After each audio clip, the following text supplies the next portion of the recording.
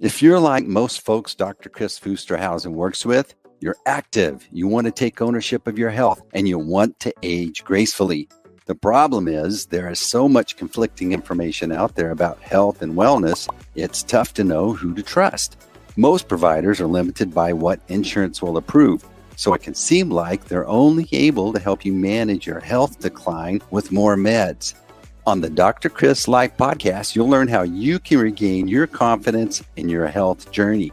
You'll learn helpful knowledge about programs, supplements, peptides, and hormones that Dr. Kris has used with thousands of patients just like you to help them crush their goals and be their best selves. So if you're ready to take charge of your health and are wanting to stay active and healthy so you can be a better parent, partner, or lover, then you're in the right place.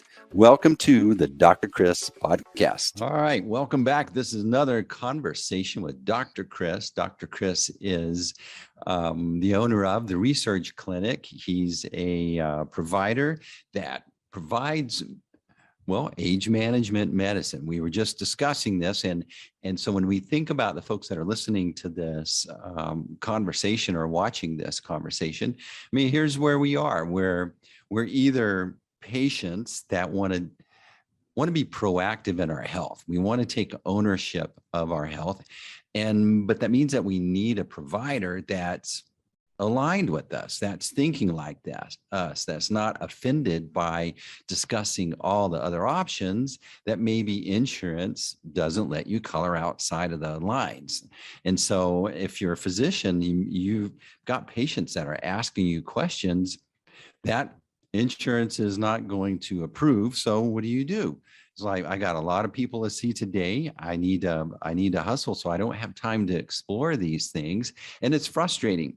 And we're talking about going from an insurance directed model to more of a custom medicine model, if you will. It's a way of exploring what's better for the patient, what's better for the physician. And so, Dr. Kris, you started a journey where this was bouncing around in your head. You were feeling like this is not what I really signed up for. You were trying to make it within a system that was set up to like a treadmill. It seems like I wasn't there, but it seems like when I hear you talk about it, it's like a treadmill. You got to go faster and faster. You got to make the insurance happy. You got to stay within this lane or it's not. But you were like unhealthy yourself.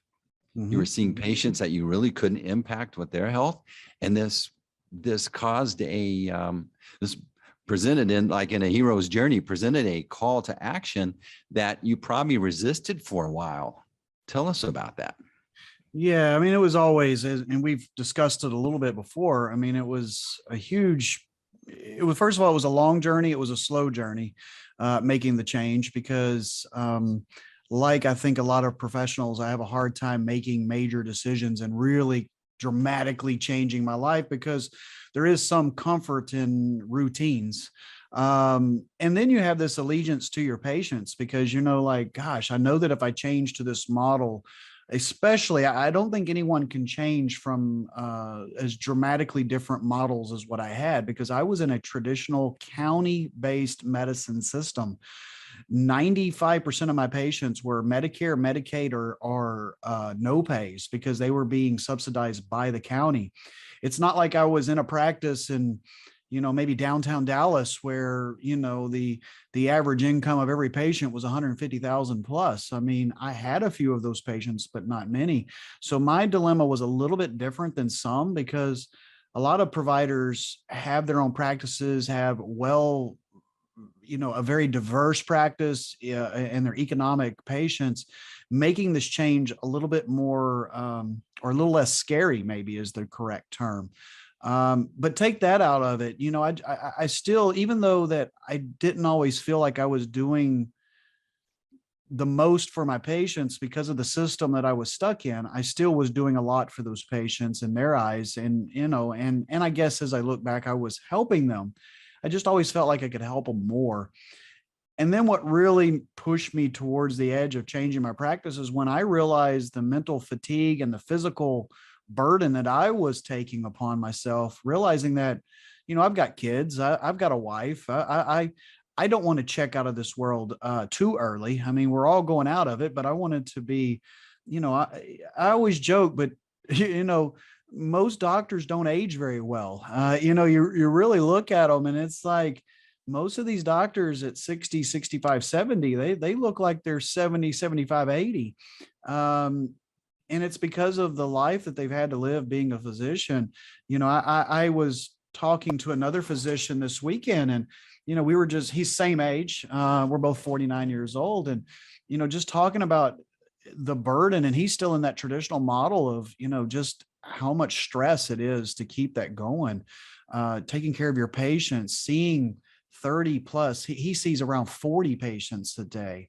Just trying to keep that going with the paperwork and everything else. And at the end of the day, I always go back to, I had about 12 minutes per patient. That's about the allotted time that I had. If you were a new patient, I had about double that. So about 24 minutes.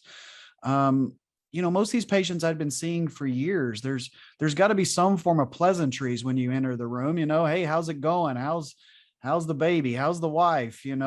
So now I've got about 9 minutes, after we do 2 or 3 minutes of catching up, because you can't just walk in and say, we got to get to work here. There's a little bit of pleasantries. And I just didn't feel like I was doing a very good job for my patients in that amount of time. So then you make the decision, do I spend more time on my patients, get minimal reimbursement for that, because you really aren't getting a whole lot more per visit for spending an extra 10, 15 minutes with them? Or do I just see the same amount of patients, but I'm just further behind? Now I'm finishing at 6:37. Now the facility's mad at you because you're keeping your employees on overtime. Office managers mad at you. Patients are mad because they're waiting. It just was a no-win situation. But ultimately what led to my change was myself. I just realized I can't mentally do this for another 20 years. I literally, like, I think I told you on one of the podcasts, I started seriously considering a complete job change, an occupation change. That's how, but I was like, I love medicine. I don't want to give up medicine. I just realized I couldn't do that form of medicine. I could never see myself going back to that model.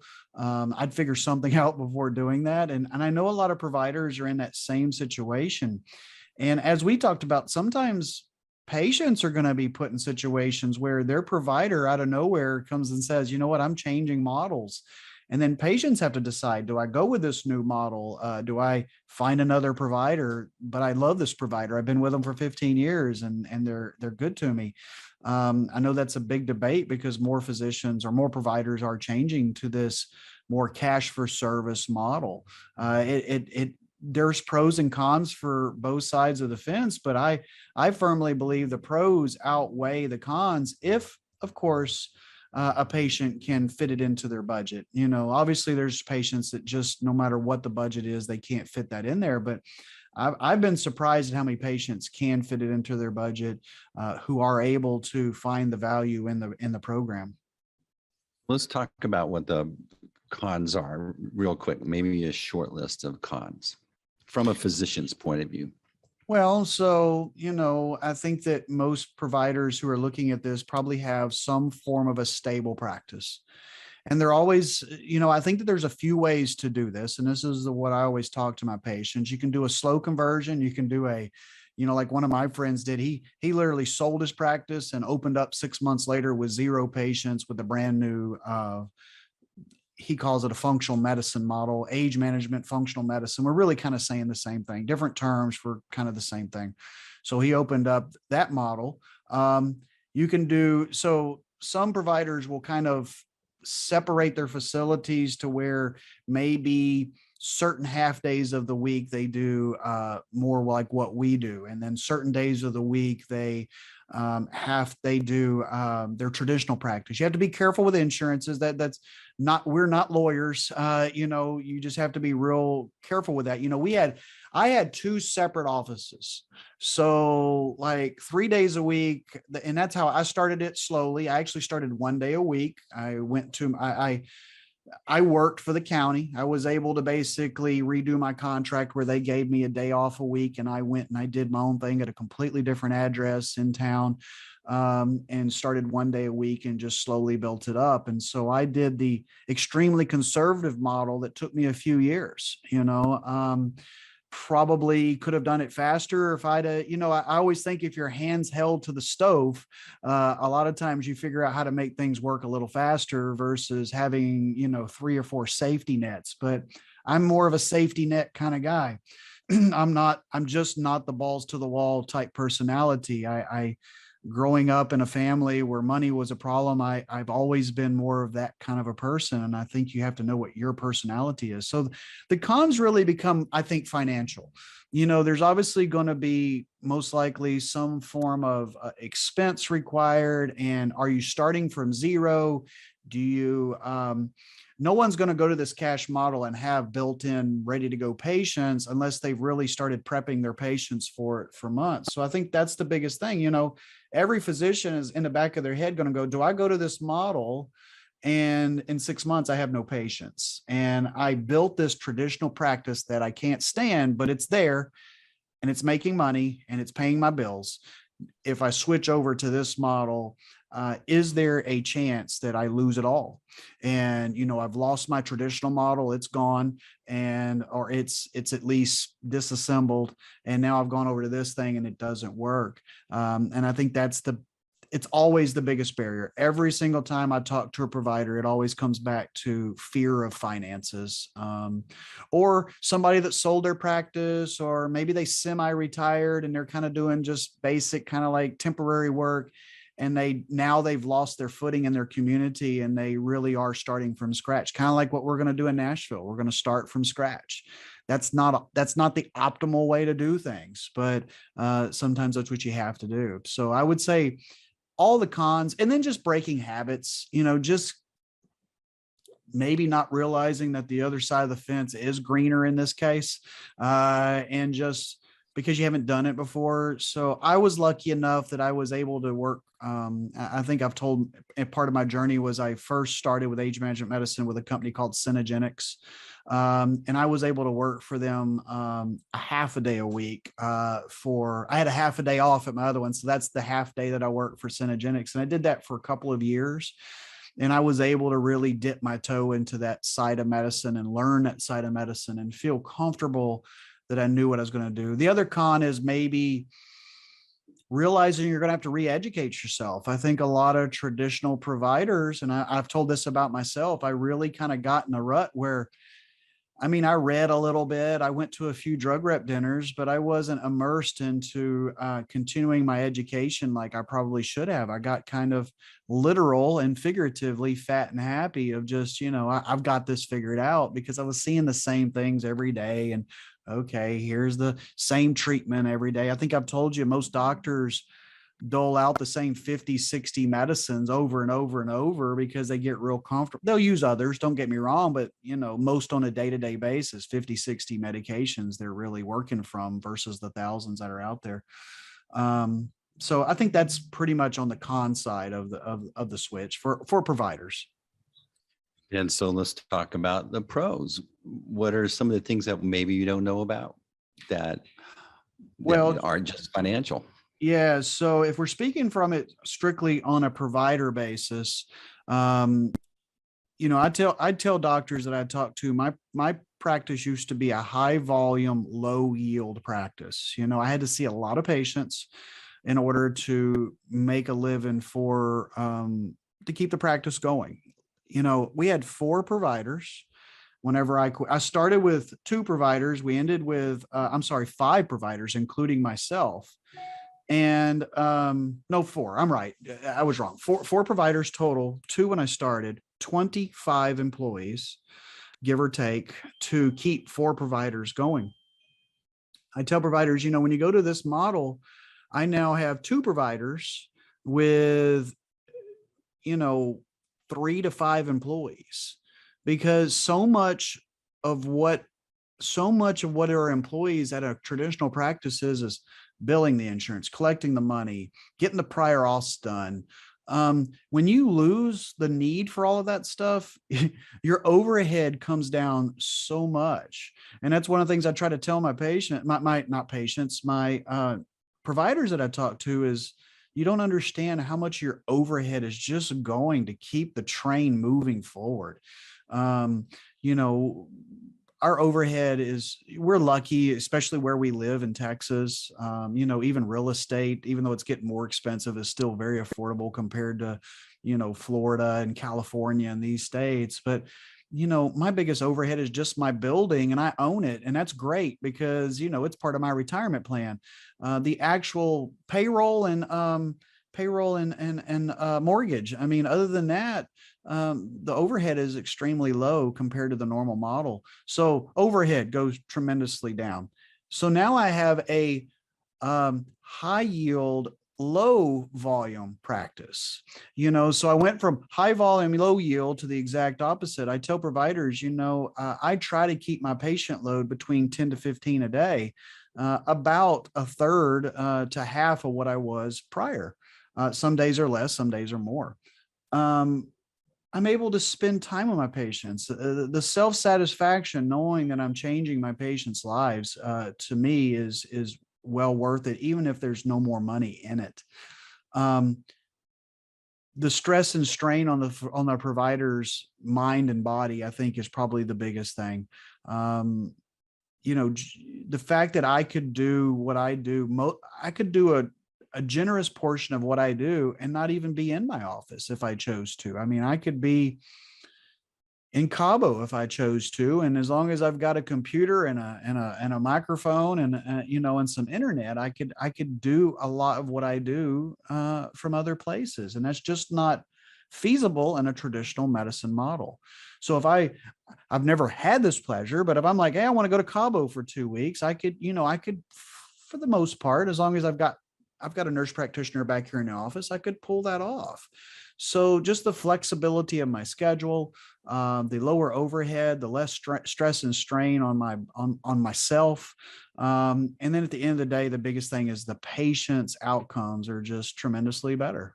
I think that's pretty much what the ledger is on the pro side of things. Okay, so let's do this. Let's compare and contrast pre Dr. Kris health in that high stress, low yield situation, and post. What does that look like now? How do you feel in your situation? Well, Personal. so if we're gonna go like personal stuff, I'm 49. When I started this conversion, I was 34. Like I said, I've been a slow converter. Okay. And actually, I worked for Synergenics for a couple of years, and then we started this practice about 12 years ago. Um, I always tell everybody when I started this, I was 35 to 36% body fat. I range now it's a little higher than I would like right now. It's about 16. So I've more than cut my body fat in half in that amount of time. All of my laboratory markers are better. My blood pressure is better. I take minimal medications. Um, I can run faster and lift more than I could when I was 34 years old. And what do I attribute all that to? Because now I have time to concentrate on my health and wellness. Are there still times that I venture away from that? Of course there is, but that's just life. No matter what field of medicine you're in, there's always going to be weeks and months that are, the pandemic. We're very blessed. The pandemic was actually crazy around here because, as I've told you, I found that a lot of my local traditional physicians weren't really helping their patients a whole lot during early on in the pandemic. These patients were kind of left scrambling, like they had limited hours, and we're kind of a traditional town that's not real advanced, I would say, technologically. And we saw it as an opportunity, like, great, this is a way to add business. I'm here to work. Let's do this.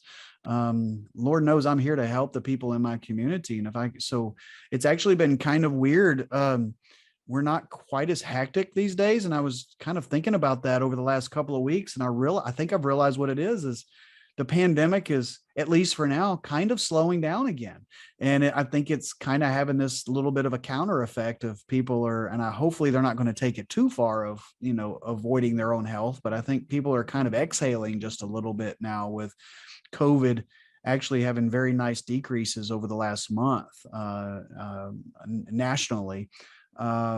So, Of course, I've aged 15 years. I can't say that I haven't, but I feel very comfortable that at 49, I don't think that I'm in much worse shape than I was at 34. And in many ways, I'm absolutely in better physical shape. Mentally, I study more now than I probably did since medical school. Certainly did more in medical school because that's what you do all day long. But I'm constantly reading things. Heck, just these podcasts keep me going. I'm now teaching other providers, which has been a big, huge help keeping me moving forward. And probably the biggest thing I like about my practice now is just me learning. I tell all of my patients, I may tell you something different in 6 months because I may learn something new. It's not that what I told you was wrong. I just found something new that I think is better. And I think my patients really enjoy that. I really do. I think they like the fact that they feel like they have a provider who is truly trying to learn all the new stuff. Sometimes my patients bring me in new stuff. Heck, I've got a folder sitting in a chair of a patient that brung in a bunch of stuff that they've printed off. They want me to look at, which I think that's awesome. I love looking, whether I agree with it or not. I just love the fact that somebody's looking at their own health and hopefully not on Facebook only for their health guidance. So anyway. So it feels like when I listen to it on this end, as a physician, you were in a profession that was controlling you. And part of the transformation is now that you feel that you're driving more, you have the luxury. I think it's a part of reducing your stress is when you feel like you have a say-so in what your time is spent on and where you're investing in your future, as opposed to maybe insurance dictating what you do, maybe other forces that aren't aligned with good health. Yeah, and isn't that what we're all looking for at the end of the day? No matter if you're an employee or an employer, you want to know that your voice is being heard, that you have some control over what you're doing, if you're doing a good job. And most providers will tell you, if they're being honest, that they work for the insurance companies. The insurance companies tell us what we're going to do, how much we're going to get paid. If you don't like it, then don't take it, but you won't have enough patients to exist. We're literally still talking about, like with Medicare, cuts. They haven't even given enough pay cuts for doctors right now. That's a big debate if you look it up right now. And Medicare hasn't even keeping up with inflation over the last 20 years, but yet they're looking at cutting their reimbursements even more to providers and expecting good providers, busy providers to take that. So let's just say you're a Medicare patient. You're now 65 and you're Medicare and you've worked your whole life, used to have Blue Cross Blue Shield. Now you're forced to go into the Medicare system because Medicare always becomes primary, and even if you still have commercial, it goes secondary once you have Medicare.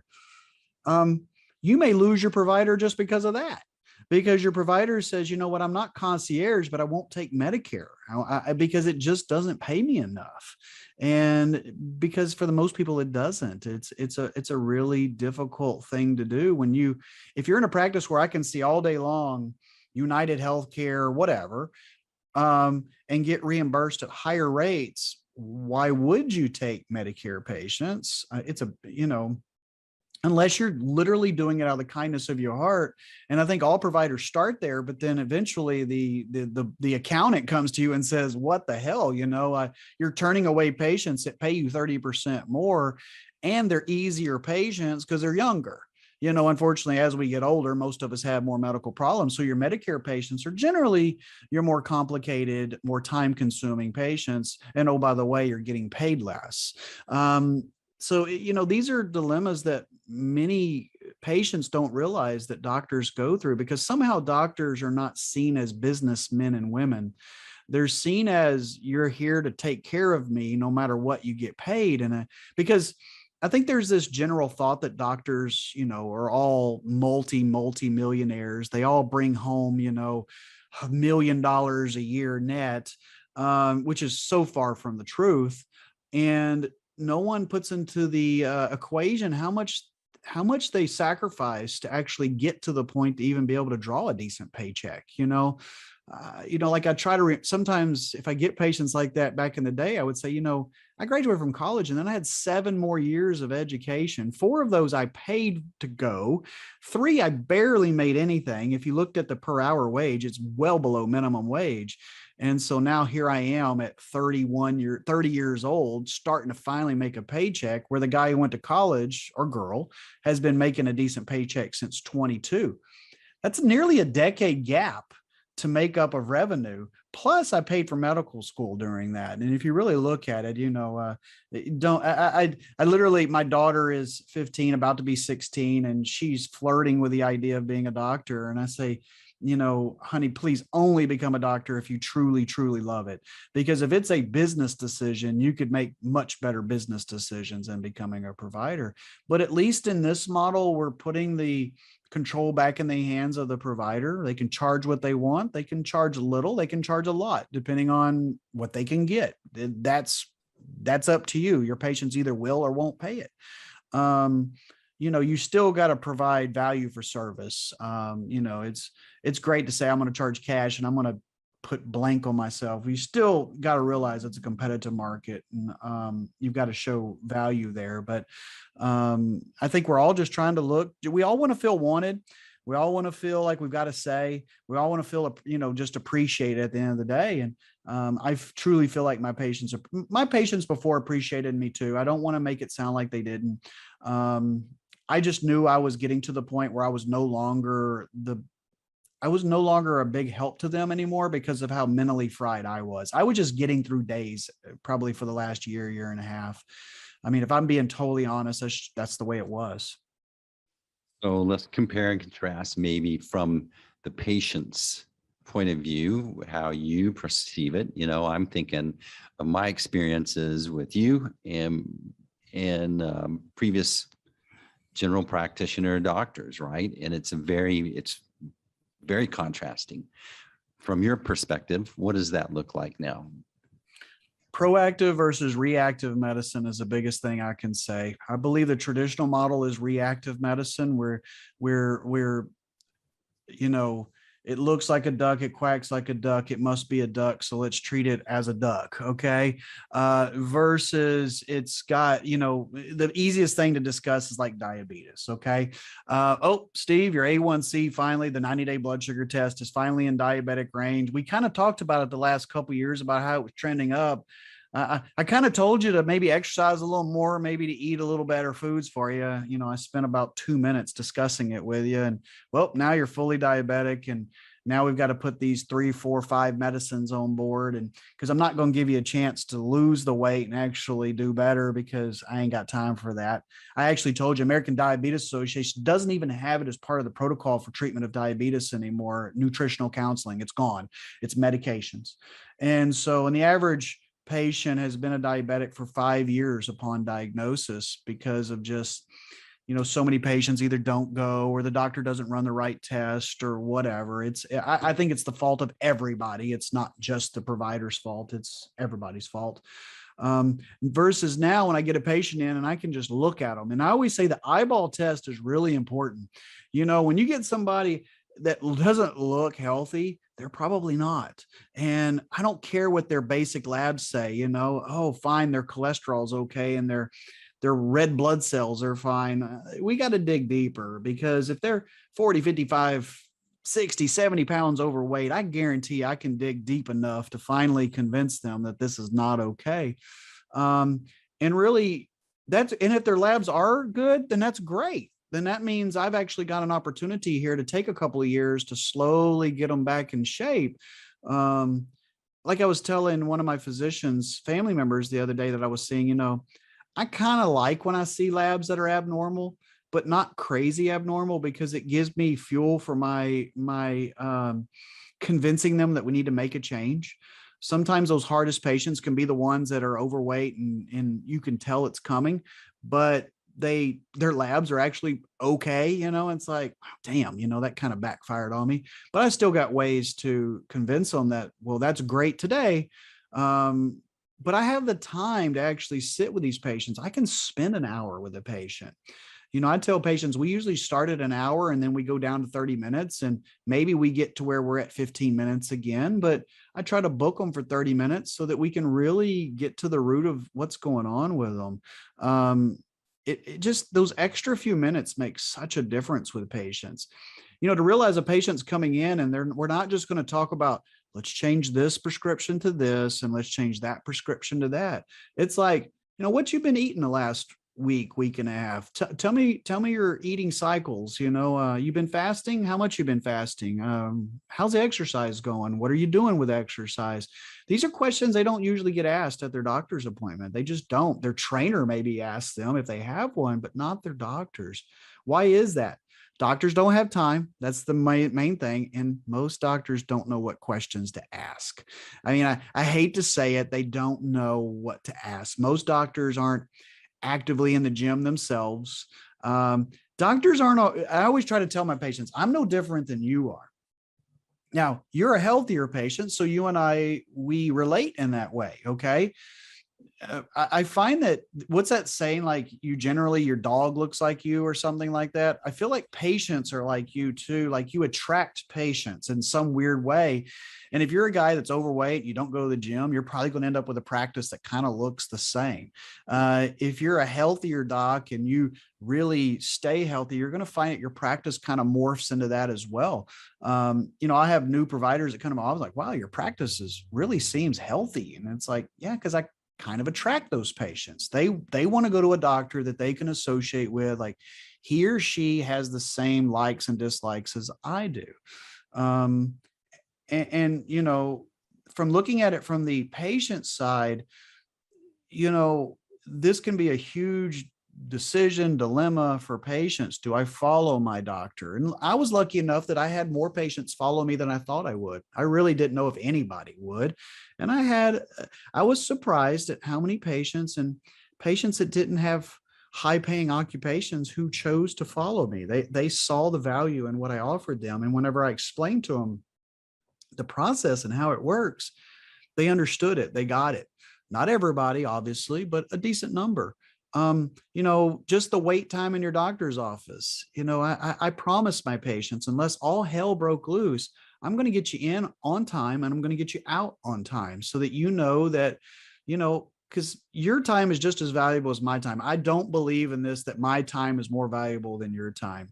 And I think it's disrespectful, but it's unfortunate the way it works in a traditional medicine's office. You had a 10 o'clock appointment, you get seen at 12:15. I mean, you basically waste a half a day trying to get your 20-minute visit in or 15-minute visit. So, if time really matters to you, I think that's a really big advantage, knowing that, as I always joke, you're not going to sit in my waiting room these days with 20 sick, crying, screaming kids, and you came to my office healthy and you left with the flu, because all these kids sneezing and coughing everywhere. We have a big office. If somebody is sick, they go right to a room. We disinfect that room when they're gone and we close it down for a little while. We're really conscious of making sure our patients don't, pass on diseases to each other. But just, do you want to get better? Do you want to actually get healthier? Because this thought that as we age, we have to get sicker, I just don't believe in that. I don't believe that's the way it has to be. I feel very comfortably telling my patients that I am healthier at 49 than I was at 34. Have I aged? Yes, I have aged. Yes, when I work out, muscles maybe hurt a little more at times. And yes, I've got a few more chronic aches and pains, but actually I'd probably say less overall when I was overweight. You don't have to be that way. I see patients not patients. I see people out in the community all the time, and like, dang, that guy's my age. They're 50, but they look 65. And I'm just like, man, it doesn't have to be that way.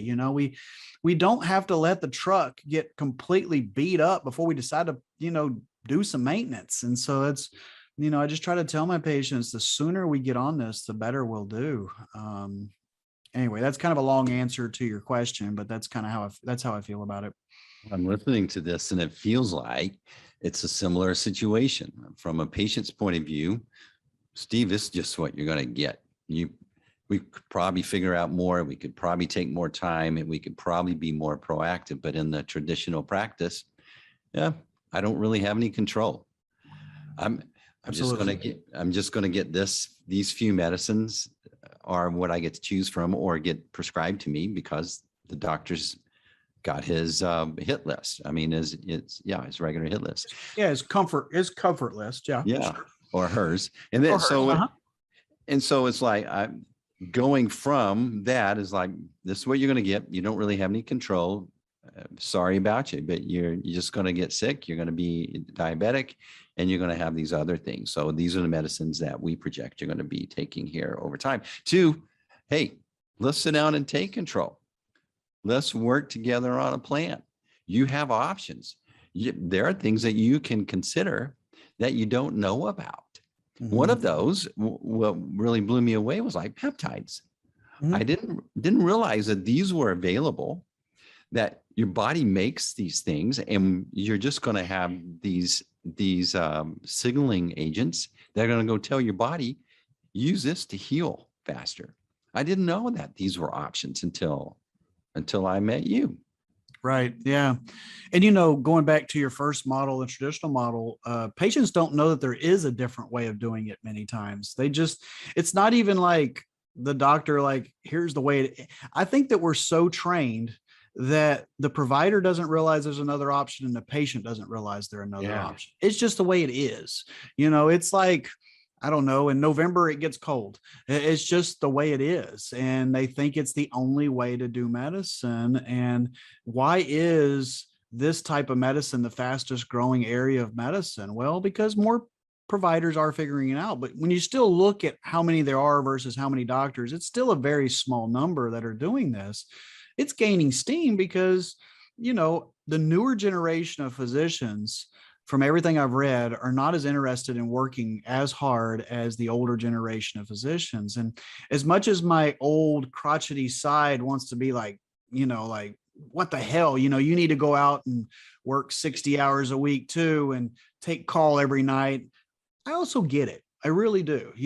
They're probably the smarter of the bunch because they're realizing from the beginning, hey, I realize that if I work this many hours a week, what's going to be the outcome and mentally, and I actually want to have a home life and a family and enjoy life. The problem is for many providers in a traditional model, working those few hours doesn't equal making typically enough revenue to kind of live the lifestyle that they're looking at. Because I think sometimes if providers knew what the average salary is for some of these different specialties, they might be surprised that it's a lot lower than what they think it is.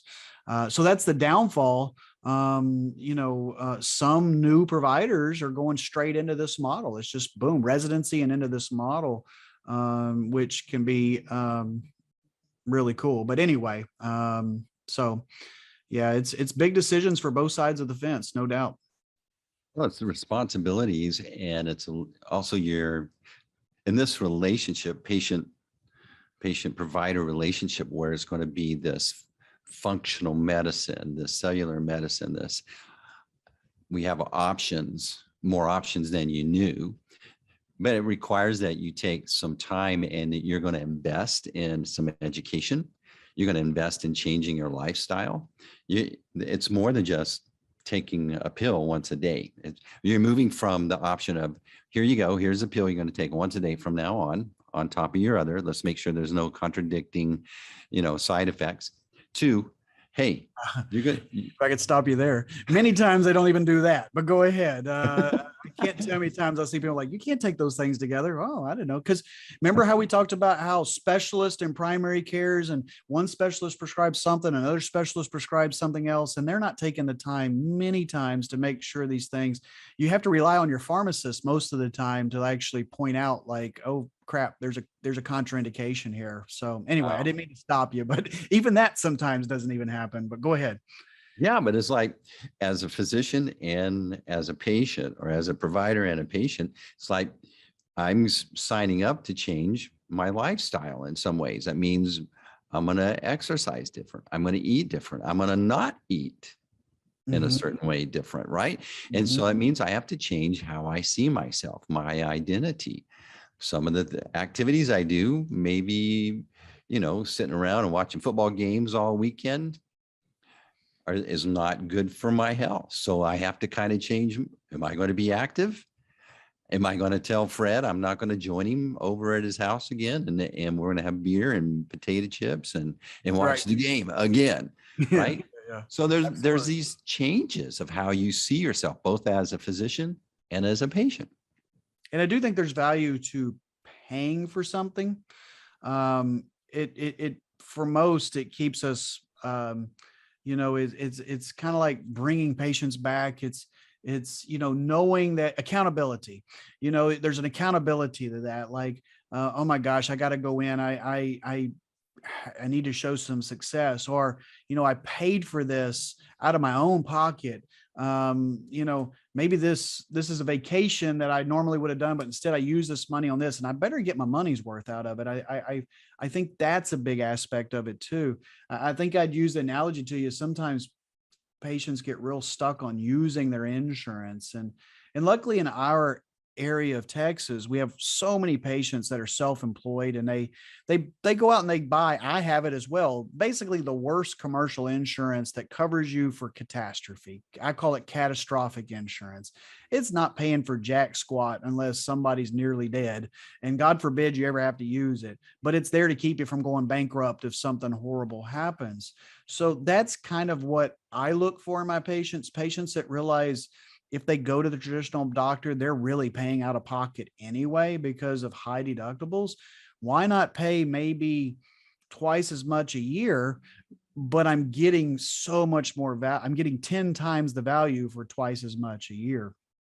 I think when they look at it that way, they absolutely see the advantage. And then so many of my patients just say, Doc, I love what you do and everything, but what I love most is just the fact that I know my 30-minute visit is 30 minutes. I'm not waiting for an hour and a half and then 30 minutes, and now it's 2 hours, and I lost 2 hours of productivity. Heck, now my patients can stay at their office if they want to, and we'll just do it via Zoom. If I don't have to physically touch them during the visit.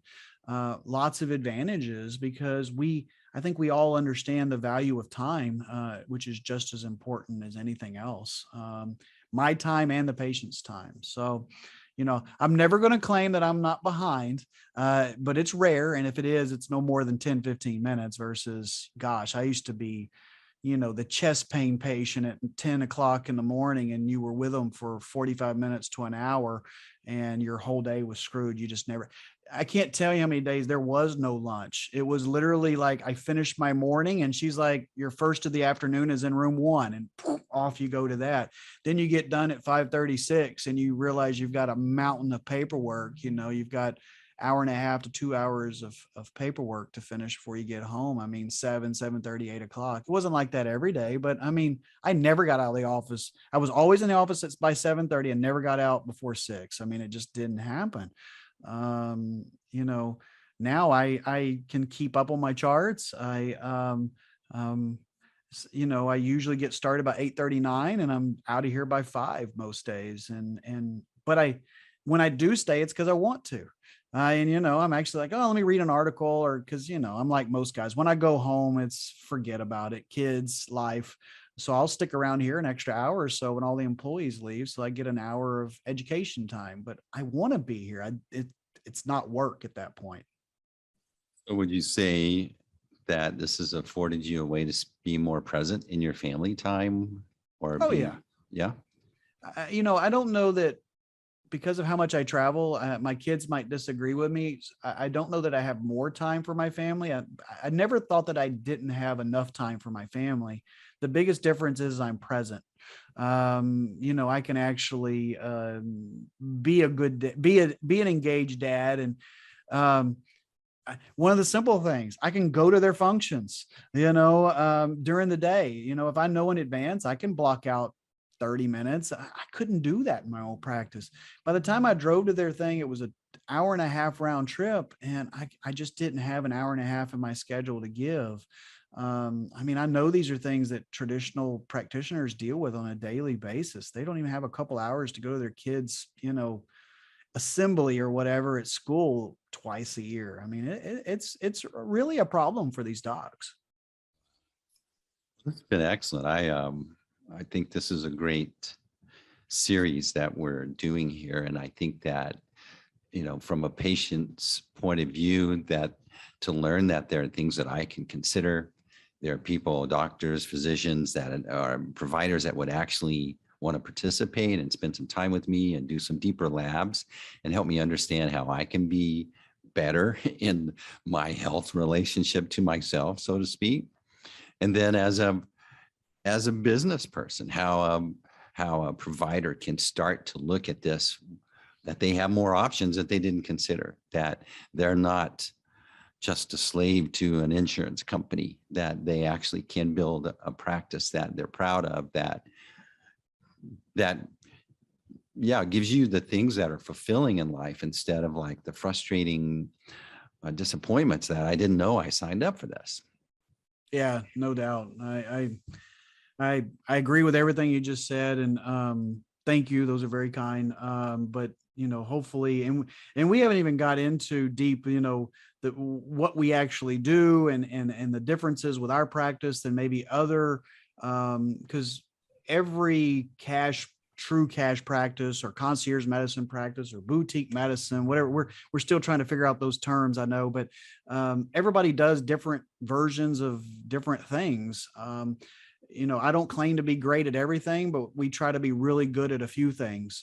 It's one thing that we've really tried to do over the last couple of years. We've talked about this many times, is actually eliminate services, not add services. I woke up one day in this, and because I do want to do everything, that's my downfall. Like, oh yeah, I want to do everything, but you can't.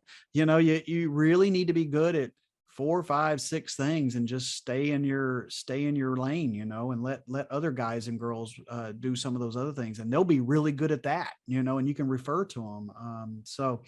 I look forward in this journey on this videos is just, kind of walking in even further down the path. Yeah. So we got some good topics. I took some notes. So, I can see other things that we talk about. What is the prepping your patients for transition in your practice? What would that look like? I could see us talking about re-education. What does that mean for you as a provider? What does that mean for your patients or you as a patient? There's some great topics here. So I'm excited about it. Dr. Kris, another good conversation. Appreciate you spending the time and investing in this. This is good. Thank you, Steve. Appreciate you as well. All right. And that's a wrap. Thanks for joining the Dr. Kris podcast. If you learned something today and you want to connect and get more information, visit our website, www.drkris.life, where you can find more great information or even schedule a time to learn how you can engage with Dr. Kris. Be sure to follow, like, share, and we'll see you on the next episode of the Dr. Kris podcast.